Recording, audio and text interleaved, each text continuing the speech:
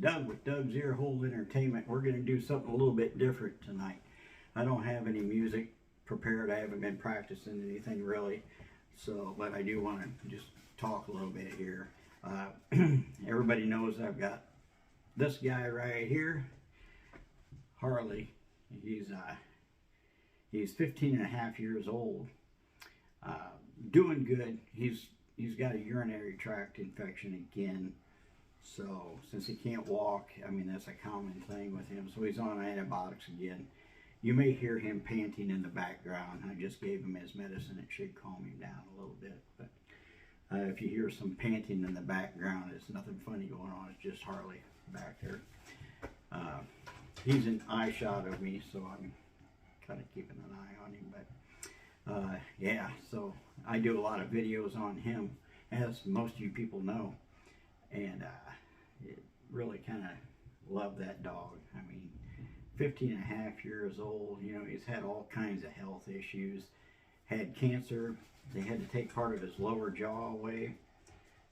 They got it all, but that weakens the jaw, so he can't really chew anything real hard for separating the jaw. So I don't want to get into too graphic or anything like that, but that's the deal with him. And I do a lot of videos on him too on this channel. And if you've seen my videos before, you know that. Let's see. We'll move on to guitar topics here. Why I play. Well, I'm getting old, and I guess I'm just staying in touch with my youth. My knees are not as good as they used to be. I used to golf a lot, and I mean a lot. I just can't hit the ball like I want to anymore. So I picked up guitar again from my childhood. I used to play in like a little garage band and just tinkering around, you know, trying to pick up the ladies and all that stuff. Didn't work. I actually had to borrow a bass from a guy so I could be in a little garage band. All the guitar positions were taken. Singer, I'm not cut out for that. So that's kind of why I play. Now let's get into what I play and why I play it. Well, you've seen some of my videos probably, and this is my favorite guitar now, which is a Dave Murray Fender Stratocaster, and man, I really love this guitar. You can see his signature on the back there, on the back of the headstock. And that's another reason why I like this guitar so well, is because it's nondescript. I mean, you see a lot of Strats out there that, you know, Hendrix played Strat, you know, a lot of guitarists play Strats, and the Tobacco's Sunburst, or whatever you would like to call this. Dave's got a cool pearlescent pickguard on here. I like that. It's got hot rails here and down here, and it's got a Seymour Duncan humbucker in the middle here, you know, a 5-way toggle. Very nice guitar for me. I mean, lock and nut, Floyd Rose, of course. I fell in love with this guitar. I actually found it on Sweetwater. This was back during COVID, I believe, maybe a little later than COVID, because I really haven't had it that long. And I ordered it. They had 2 of them left. These are a Mexican-made Stratocaster. Oh, I love it. I haven't had a problem with it. It's been plecked and all that. So, I mean, it's been through the CNC machine. All these frets are perfectly level. This thing just feels way beyond the scope of what I can play. So, but anyway, moving on from this here, another reason I decided to go with this is I'm a huge Iron Maiden fan. Always have been, always will be. Just love their playing style, all their aggressive riffs. I think I heard the first Iron Maiden album. Oh, I think the first one I heard might have been Power Slave. Yeah, Might have been Power Slave. Or the Number of the Beast. I think it was Number of the Beast that I was introduced to them. But I couldn't afford to buy it. I had to listen to Harvey's, the guy that introduced me to Iron Maiden. It was Number of the Beast. I've got that over here in my little stash somewhere. I've got all the production albums in CD form, naturally. But yeah, Power Slave is probably one of my favorite. It's very hard to play all this stuff. 2 Minutes to Midnight, I think, was the first wild riff that I kind of fumbled through a little bit. And I still fumble through it, but I have fun playing it. A lot of great, there's 8 tracks on here. Great album. I don't know if I'm supposed to show all this on YouTube or not, but I mean, that's kind of a cool looking photo of the guys and all that. I've seen them several times. Yeah. Love this group. Love this album. This is a fantastic album. I'm kind of going on a tangent here, but another favorite album of mine is The Fear of the Dark. You guys have all heard this. Man, that's a Fear of the Dark. If you have not seen Iron Maiden live in concert, you need to. When they play Fear of the Dark, in the next songs I'm going to cameo here, if you hear these stadium rock out songs, it just blows you away. I mean, Iron Maiden is bigger than any group I know of. But this Fear of the Dark, man, when they set into that riff, oh, it's just, the whole audience just goes nuts. It's awesome album. And like I said, this is one of my favorites. I've learned some of these songs on here. Up Fear of the Dark, I can play a lot of those riffs and that. But man, it's got so many good songs on here. And I think it's kind of an underrated album, really. Afraid to Shoot Strangers. That's another fantastic song. If you've not heard it, go get this album, or at least listen to it. Oh, it's fantastic. Moving on from this, we'll go to probably my all-time, and that's arbitrary, all-time favorite Iron Maiden album. All-time favorite, I would say, is Brave New World. I know I'm going to get a lot of heat from this. What about Killers? What about all the early stuff? I love all this. I love all their whole catalog. But I just am partial to some of the tracks on this particular album. Brave New World. I mean, here, let me go through. The Wicker Man. I mean, that is just a killer song. Brave New World itself. I mean, that's awesome. Blood Brothers. Now there you go. That's another stadium rock song. I mean, it's on par with Fear of the Dark. When they lay into Blood Brothers on here, man, everybody in the whole audience just feels like their buddy next to them is, their best friend. Oh, it's just awesome. Awesome. Now here's another kind of I'm going to get some kickback from this, but The Nomad.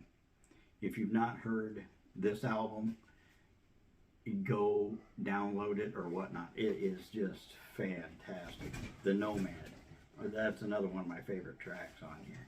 Now I've wasted a lot of your time on this, but just to let you know how much of an Iron Maiden fan I am, I've got all these little trinkety things here. That I keep them in the case so you don't have to dust them.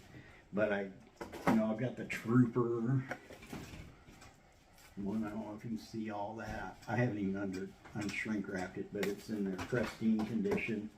I don't know why. I'm the only one that's going to enjoy them. Book of Souls. I got that guy in here too, Eddie in there. Yep. A Matter of Life and Death. I got that little figurine. And here we go. Here's your Fear of the Dark guy. I got him in here. Well, people might think I'm nuts, but I just collect some of that stuff. I'm going to go ahead and hang up Dave's strap here. All right, well, I'm not going to stray too far from Iron Maiden on this. I've gone through, they've got a cool illustration book here. It's got everything from their past. What I really like about this particular book is it'll show you, if I can find it here real quick. Yeah, this will show you. It'll show you like from 1986, the tour dates. I mean, like what you would see on the back of a concert shirt and all that. It shows them all, and they've been in my area. I mean, this group tours all over the world, you know. So, go get you this book too. This is a great book. Okay, we're gonna move on from my Iron Maiden habit, I guess. I think I've got Peace of Mind back here on the shelf too. Just I love all their stuff. I'll leave it there. Okay. Introduction to my favorite players here. You know, I'm not a great player, but I like to try to get influence from all these different guys. Angus Young, AC/DC, Back in Black. So, I mean, how do you beat that? A lot of, I call them cowboy chords that they use on their riffing and all that, and I can manage to play those. That and Angus has small hands and I don't have large hands, so I can kind of chord what he can chord a little bit.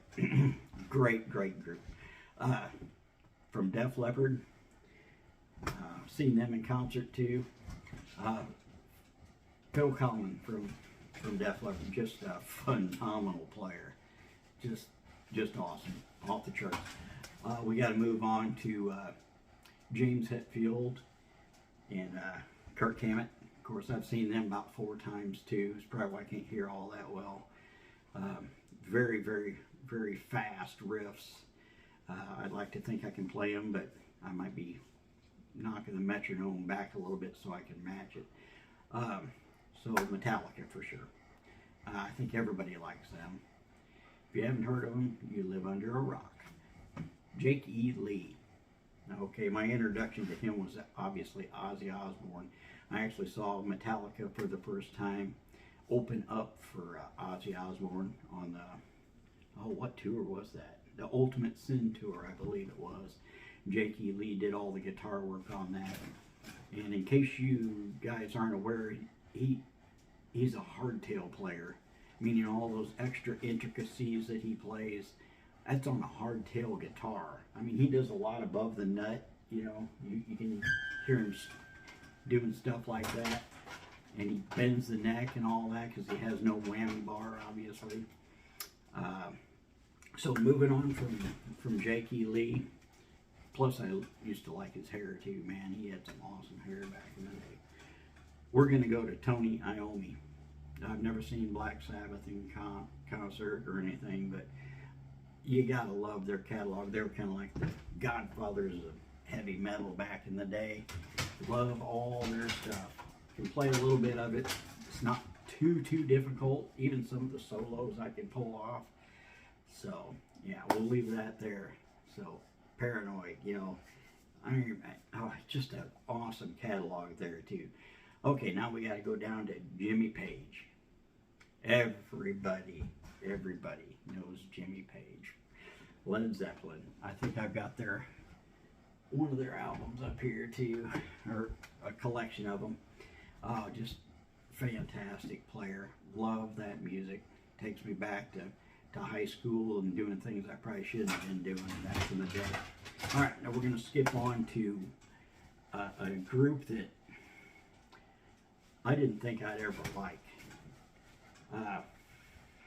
I was living in a different state, and this gentleman died, and I went to the record store. They still had him back then. Jerry Garcia. When he died, I went out and bought Touch of Grey just to have it and listen to it. I knew he was an iconic guitar player and all that, and was curious about it more than anything. Started listening to the stuff, and wow, man, it just kind of blew my mind. Now I know that they were all doing acid, this and that, but you'll have to excuse me just a second. I gotta rearrange my dog. I had to settle Harley down a little bit there. Sorry about that. So anyway, back to Jerry Garcia. And I didn't know much about the Grateful Dead at all. I'm still having a hard time trying to play their stuff. I've got the tablature. I don't think it's all correct. But, man, I was just blown away by some of the tracks on there. You know, the drug thing aside, I know they were all dropping acid or doing whatever they were doing back in the day, but man, they just meshed. They had something going on there sonically. I mean, if you really listen to it, you can kind of hear a lot of what I would say are missed notes or wrong notes, if there is such a thing what they're playing. It was he does a lot of chromatic, you know, chromatic riffs and that, so that might be what I'm hearing. But anyway, I just love their music too. So anyway, now we're going to get down to what really attracted me to Dave Murray and Adrian Smith, both from Iron Maiden. The quickness of their riffs, just it's like lightning to me. The first time I heard it was Number of the Beast, and it was just it blew me away. I didn't even listen to the lyrics, you know, at all. And I don't listen to the people that say, oh, it's, you know, devil music and that. No, I don't listen to that. I just listen to what the music sounds like. The guitar riffs, how they make me feel, not the lyrics necessarily. Although, you know, I do like a lot of their stuff. Bruce, his range is just nuts. It's almost like as good or better than Ronnie James Dio range, if you know him, who I've seen in concert too. Just that guy, God rest his soul, his range was nuts, man. Just sending shivers down your spine. Same thing with Bruce Dickinson. Even though he cut his hair off shorter, you know, he was still a hard rocker to me.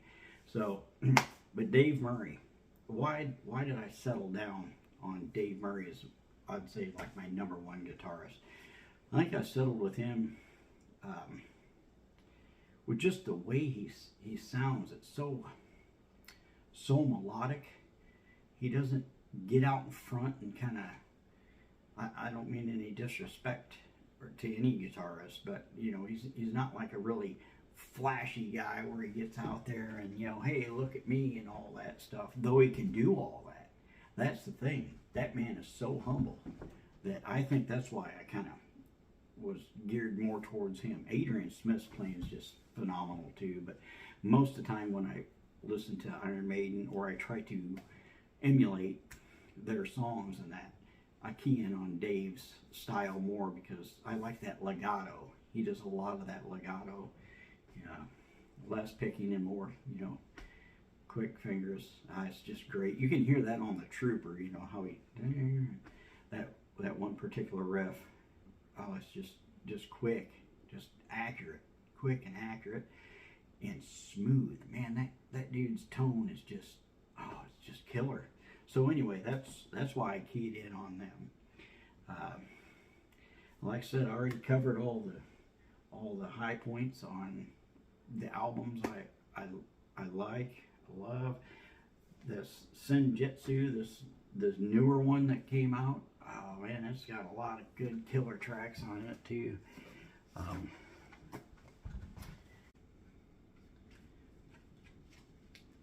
Oh, here we go. Here's the album, or CD album, whatever. My favorite cut on here is Writing on the Wall, of course. I mean, it kind of fits in with a little political thing and all that, but man, just lightning fast. And these guys are no spring chickens either. They're kind of getting up there, so go see them. Well, that's about all the time I've got devoted to video for tonight. Hope you enjoyed this. Like, subscribe, share, and man, I want you to jump on board with us and watch some of my other crazy videos. I got a lot of stuff out there, you know, from wildlife to my dog, of course, and everything. So, hey, I appreciate it. And remember this, you just got to keep living, man. LIVIN.